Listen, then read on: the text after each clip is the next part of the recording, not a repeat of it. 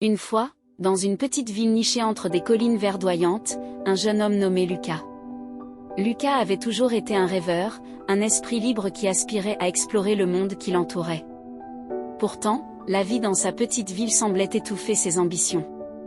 Chaque jour, il se retrouvait coincé dans la routine monotone d'un travail sans passion, rêvant de quelque chose de plus grand. Un jour, alors qu'il contemplait le ciel étoilé depuis le porche de sa maison, Lucas prit une décision audacieuse.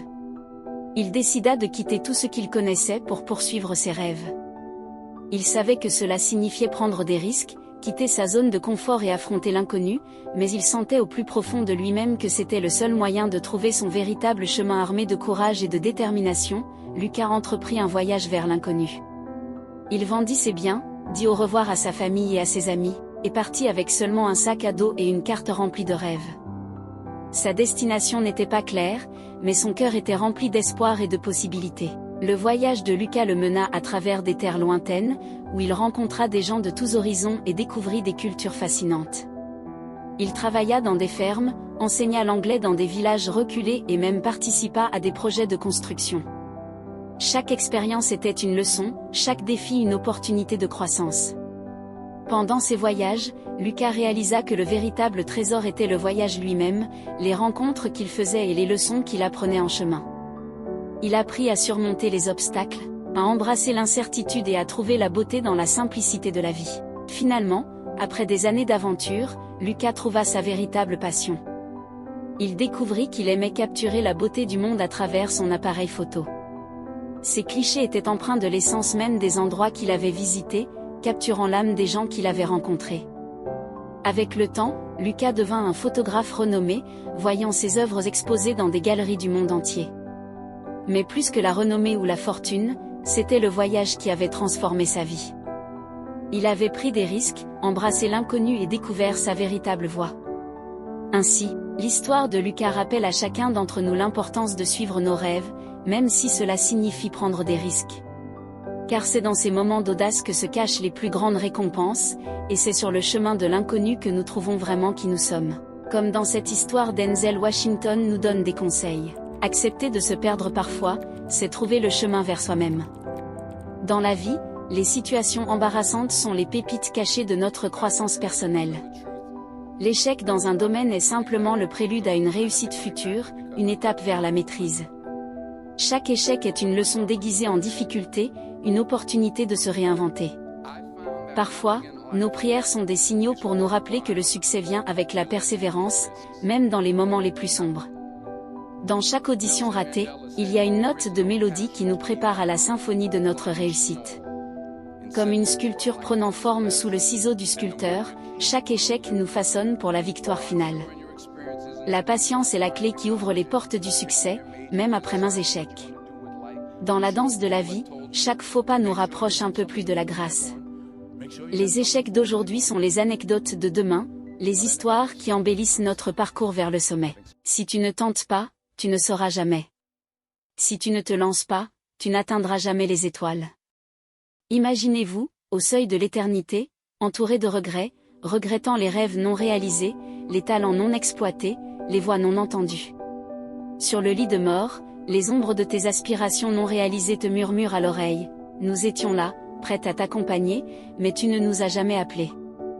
Les fantômes de tes aspirations non réalisées se dressent autour de toi, témoins muets de ton potentiel inexploré, de tes rêves inachevés. Au crépuscule de ta vie, les échos de tes talents enfouis résonnent comme un cœur de regret, rappelant les opportunités manquées, les passions non suivies.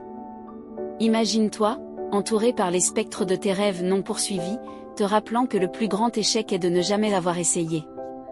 Au seuil de la fin, les ombres de tes aspirations inaccomplies se dressent en accusateurs silencieux, rappelant les promesses non tenues, les histoires non écrites. À la fin du voyage, les murmures des rêves non réalisés résonnent dans le silence, rappelant la nécessité d'oser, de créer, de vivre pleinement. Sur le lit de la mortalité, les ombres des aspirations non réalisées se rassemblent, témoignant des possibilités non explorées, des chemins non empruntés. Au seuil de l'au-delà, les ombres de tes ambitions non réalisées se dressent comme des juges silencieux, rappelant les opportunités perdues, les promesses non tenues.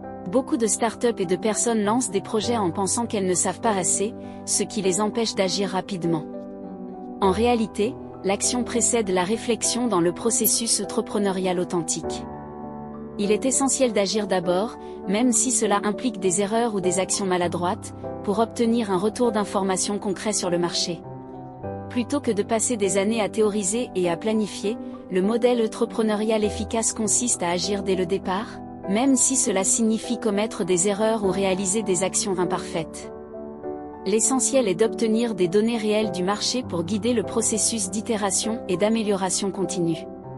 Souvent, l'obstacle majeur pour les entrepreneurs et les initiateurs de projets est la tendance à suranalyser et à planifier excessivement, sous l'illusion qu'ils n'ont pas assez de connaissances pour agir.